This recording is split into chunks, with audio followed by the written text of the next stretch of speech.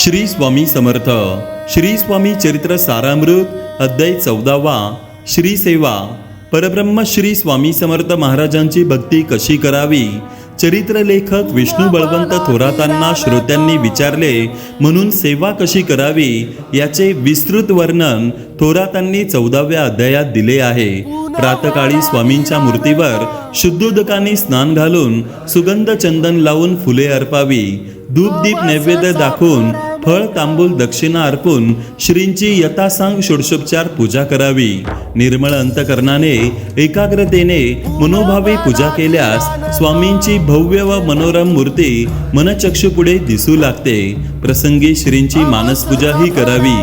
तू विष्णू, तू शंकर, तू विधाता, तू इंद्र अशी श्रींची स्तुती या अध्यायात आहे. सर्व देवदेवताच स्वामी स्वरूपात अवतरले आहेत. श्रींचा कृपा कटाक्ष आपल्याला लाभून आपले जीवन धन्य व्हावे ही प्रार्थना.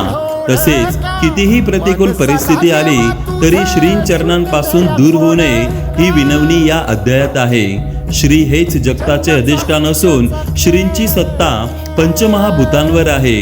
यामुळे स्वामींची मनोभावे सेवा केल्यास आपण दुःखमुक्त होऊ असा विश्वास या अध्यायात आहे. श्री स्वामी समर्थ या षडाक्षरी महामंत्रामध्ये असलेल्या अद्भुत शक्तीचा परिचय या अध्यायात आहे. श्री स्वामी समर्थ नामाला कसलेही बंधन नसल्याने अहोरात्र नामस्मरण करण्यास सांगितले आहे. या अध्यायाचे महात्म्य इतके की श्री गुरुपीठाचे पीठाधीश परमपूज्य गुरुमाऊलींनी प्रत्येक पूजेच्या प्रारंभी स्वामी सवनाचे पठण करण्यास सांगितले आहे. कसा उलटतो फासा, कशी चाले नियती, देवा विना माणसाची जिंदगानी.